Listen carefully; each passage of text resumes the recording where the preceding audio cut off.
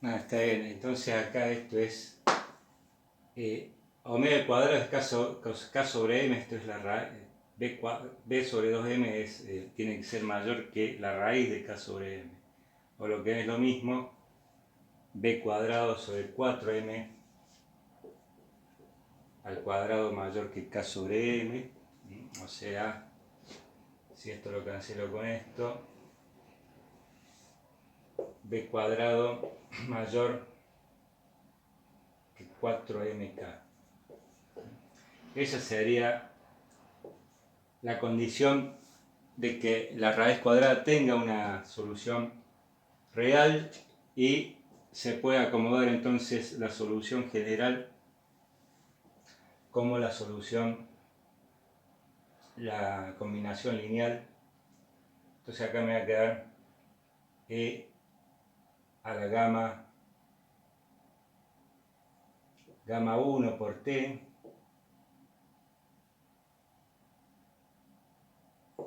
más, vamos a poner D por E a la gamma 2 por T, donde gamma 1 y gamma 2 son factores en el exponente negativos, ¿no? Porque este menos B sobre 2M negativo, gamma 1 por ejemplo, que vale menos B sobre 2M menos la raíz de B sobre 2M al cuadrado menos omega 0 al cuadrado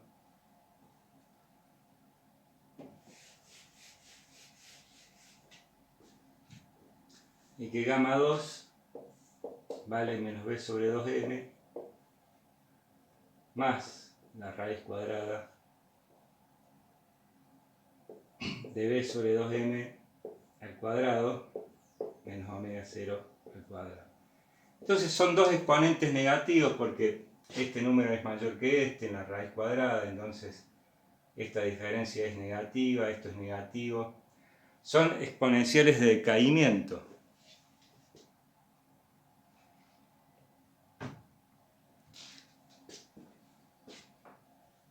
Y las condiciones iniciales van a ser la posición y la velocidad para t igual a 0. Llamemos x0 b0.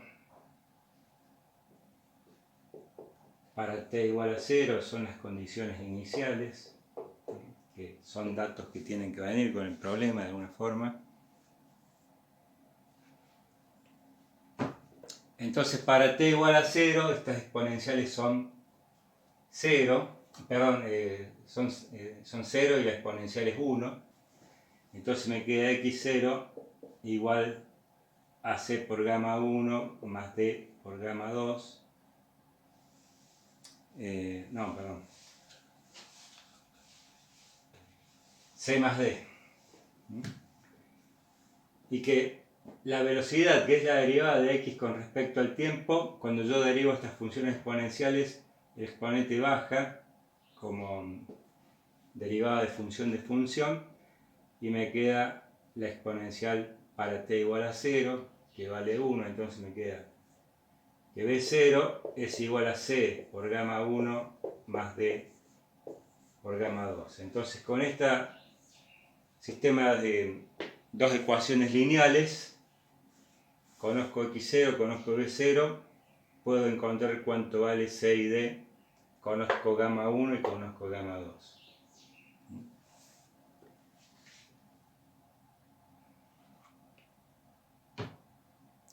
Entonces, ¿cómo va a ser la gráfica de la posición en función del tiempo? Hay una cosa que es que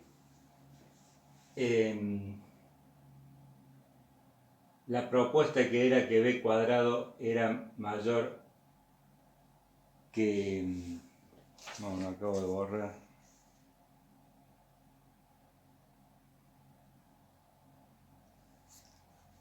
Mayor que 4mk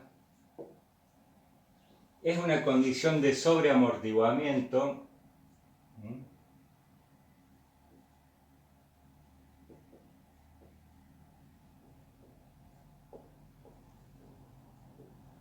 es sobreamortiguamiento, se denomina a esta condición, porque B, la parte que corresponde a la fuerza viscosa, es como que vence a la inercia y vence a la fuerza restitutiva del resorte, y el caso sobreamortiguado, como depende de X en función del tiempo, tiene una función de decaimiento exponencial por el exponente negativo, ¿no? La combinación de las dos funciones exponenciales nos va a dar una función exponencial que a partir de x0 empieza a decaer. La suma de esas dos exponenciales nos va a dar un resultado que empieza a decaer y asintóticamente tiende al equilibrio. ¿Por qué? Porque está sobreamortiguado. Entonces, cuando yo aparto de la posición de equilibrio la masa, vuelve, pero despacio por el tema del amortiguamiento. Vuelve despacio a la posición de equilibrio.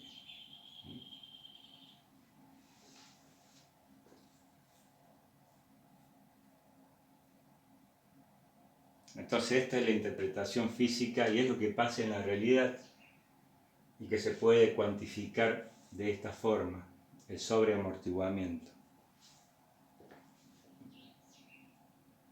Luego está el caso en que b cuadrado es menor que 4mk, y en ese caso la raíz cuadrada es una raíz cuadrada de un número negativo, por lo tanto ya sabemos que en esos casos hay que apelar a la imaginación de los números imaginarios. Entonces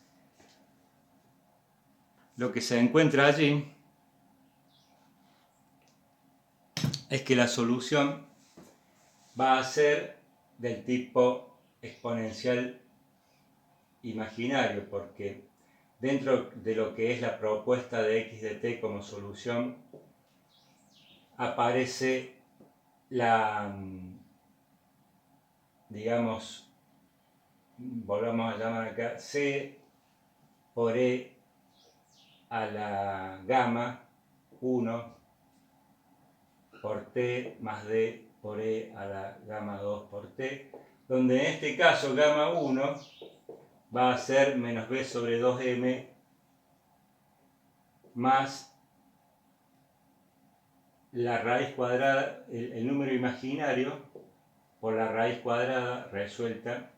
Acá se invierten para poder resolver la raíz cuadrada del número negativo con los números imaginarios. Dentro del radicando hay que invertir el signo para poder sacar la raíz cuadrada de un número, ¿no? Entonces acá me queda he hecho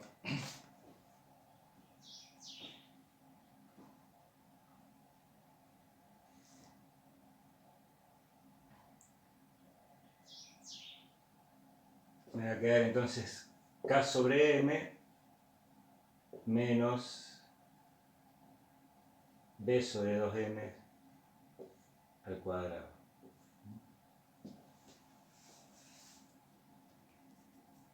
Y que gamma 2 vale menos b sobre 2m menos i por la raíz cuadrada de k sobre m menos b sobre 2m al cuadrado.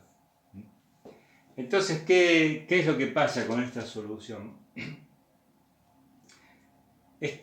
La solución esta va a estar en el espacio de fases, que se llama, que es cuando en el plano complejo imaginario tenemos un radiovector que se llama fasor, que está girando, y que esto nos hace acordar en la solución del movimiento armónico simple, que decíamos, bueno, es la componente sobre un eje, la solución de la componente sobre un eje de una especie de movimiento circular, pero este movimiento circular acá lo vemos que se da en el plano imaginario.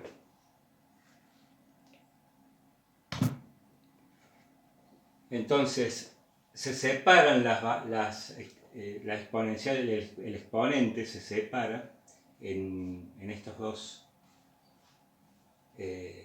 componentes imaginarias y se hace uso de la ecuación de Euler en números complejos y nos queda, llamemos entonces esto B sobre 2m y esto lo vamos a llamar, le vamos a llamar la frecuencia omega del sistema conjunto, no solamente el sistema masa-resorte, sino acoplado también con el amortiguador. Entonces le llamamos la frecuencia natural de la raíz de k sobre m menos b sobre 2m al cuadrado.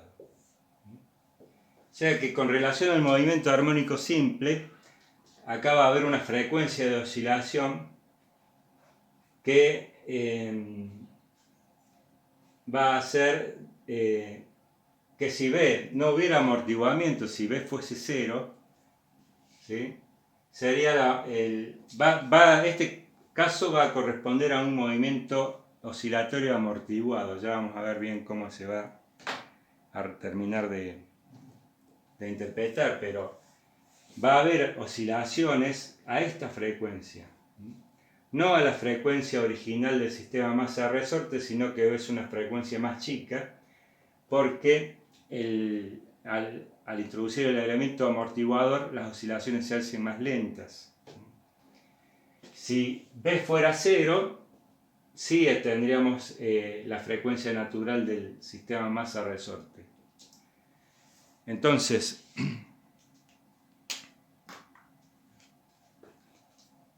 en este caso, la solución general nos va a quedar de la siguiente manera.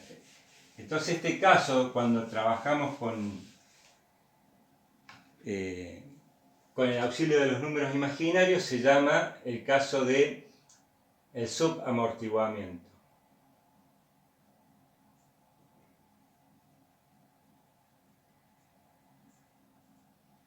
Entonces, en el subamortiguamiento x de t va a valer una constante a indeterminada en la solución general por e a las menos b sobre 2m por el seno de la omega de todo el sistema, incluyendo la amortiguación, por t más una phi 0. Entonces, a y phi 0 son las dos constantes que hay que determinar en cada problema en particular de acuerdo a x0 y b0. Y entonces hay que buscar la vuelta por reemplazar para t igual a 0, que es lo que pasa acá, me faltó t. Son datos de cada problema en particular. Entonces esta es la solución general. Con los datos iniciales termino de resolver un caso en particular de cómo van a ser las oscilaciones. Entonces, ¿cómo son las oscilaciones? El movimiento es oscilatorio porque está involucrado la función armónica seno, pero está modulada por una función exponencial que le vamos a llamar envolvente. Entonces, el desarrollo espacio-tiempo de la solución va a hacer entonces que este factor envolvente va a ser como un limitador. Para t igual a 0 el factor envolvente es 1. Entonces después es el decaimiento que va a tener la función de la oscilación. Entonces la oscilación va a oscilar a la frecuencia natural del sistema, incluyendo entonces la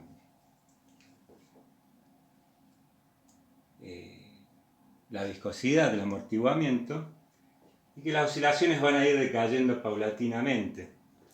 Entonces en este caso se habla de que la energía mecánica, que en el movimiento armónico simple las oscilaciones son permanentes, acaba decayendo porque pierde energía a medida que el amortiguador va disipando la energía por rozamiento.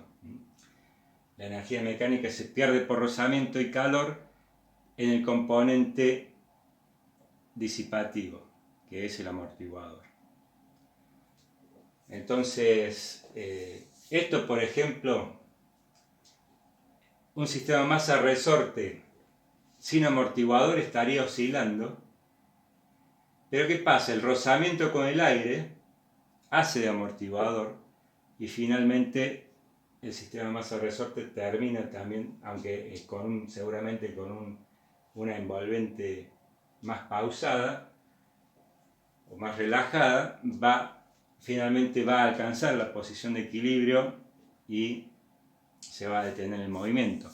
Lo mismo el péndulo, por más que esté oscilando, el rozamiento con el aire también hace de amortiguador y decae y pierde la energía.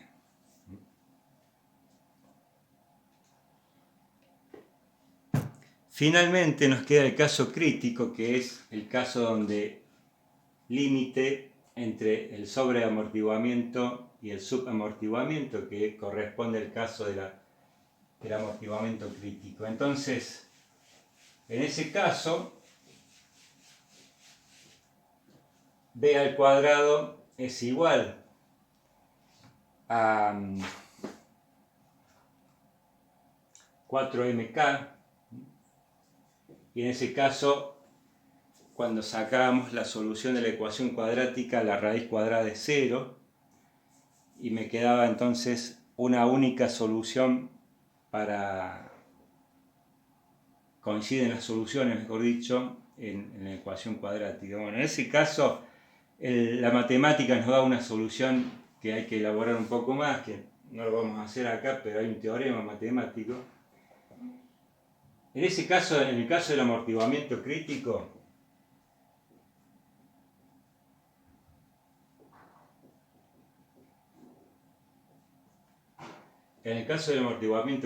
la función x de t me va a quedar e a la menos b sobre 2n, que es el coeficiente exponencial, por una constante a determinar, más t por b, que va a ser b va a ser otra constante a determinar. Ese es el amortiguamiento crítico. También tiene una combinación de función exponencial de caída con una función lineal en el tiempo. En este caso, gráficamente, si por ejemplo nosotros planteamos realizar a ver qué tiempo estamos. Bueno, planteamos por ejemplo variar alguna de las componentes del sistema paulatinamente para ver cómo vamos pasando de un sistema a otro, pasando por el amortiguamiento crítico. Vamos a tener que, por ejemplo, el subamortiguamiento nos da las oscilaciones que van decayendo con el tiempo. El sobreamortiguamiento nos da una exponencial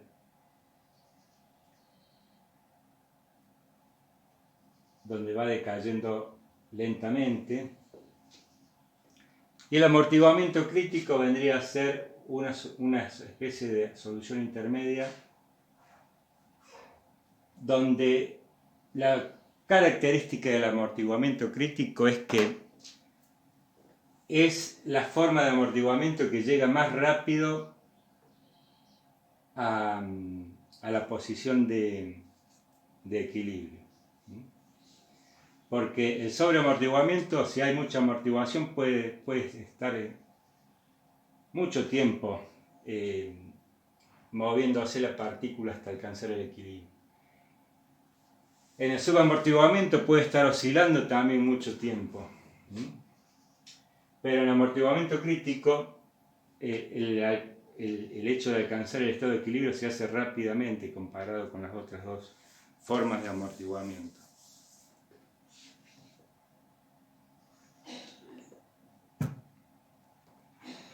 Entonces, el tema del amortiguamiento crítico es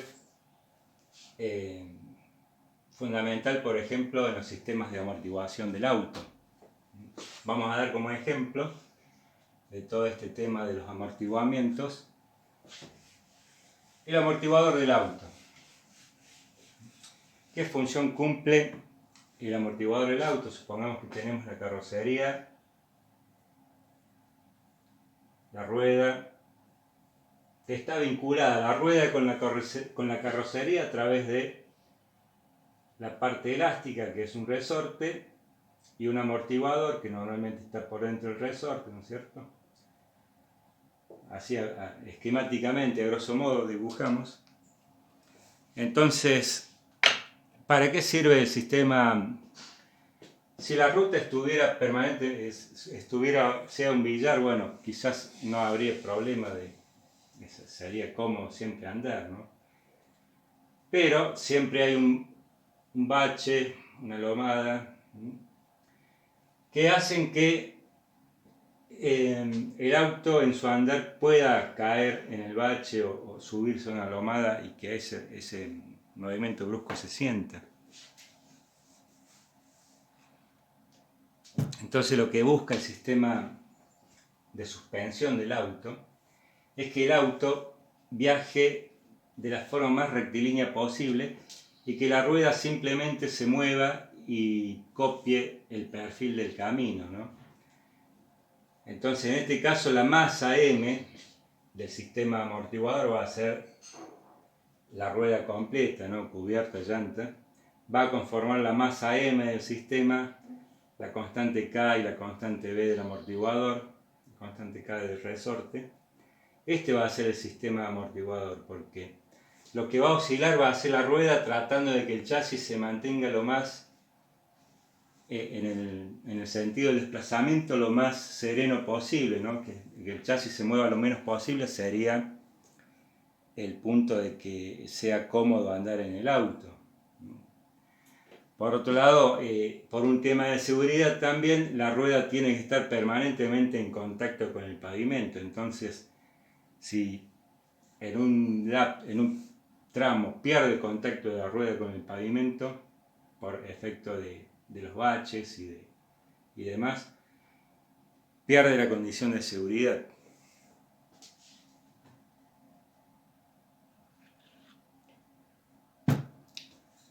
Entonces, que estén bien en orden B, K y M significa que la rueda va a responder en el menor tiempo posible, adaptarse a la nueva circunstancia instantáneamente casi, ¿no?